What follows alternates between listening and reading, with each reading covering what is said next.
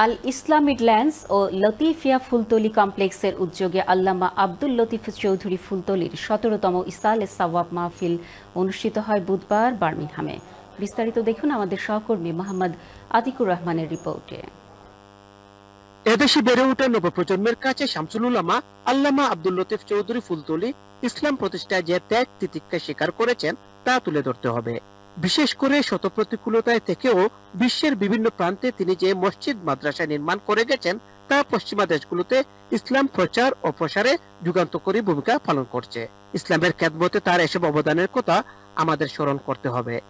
আঞ্জুমানে আল ইসলাম UK Midland division ও Latifia Fultali complex বার্মিংহামের উদ্যোগে অনুষ্ঠিত আল্লামা আব্দুল লতিফ চৌধুরী ফুলতলির ইসালে সোয়াব মাহফিলে বক্তারা এসব কথা বলেন।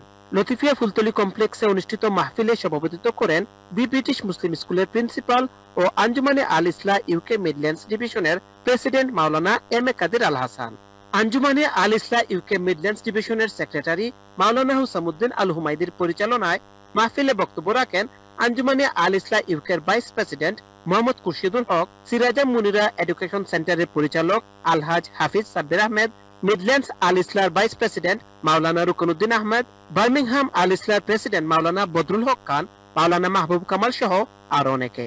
পরে আল্লামা ফুলতলি ও কমপ্লেক্সের অন্যতম ফাউন্ডার আহমেদুল হক এমবির ইসালে সোয়াব উপলক্ষে বিশেষ দোয়া করা হয়।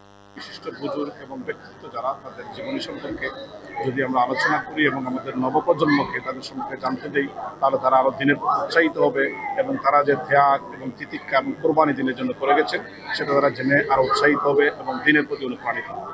অসংখ্য মানুষ মিডল্যান্ডসের বিভিন্ন ব্রাঞ্চ থেকে এসেছেন। আল্লাহ তাআলা যারা এখানে এসেছেন সকলকে আশারে কবুল করুন। বার্মিংহাম থেকে Mohammad Atiqur Rahman, channel S news.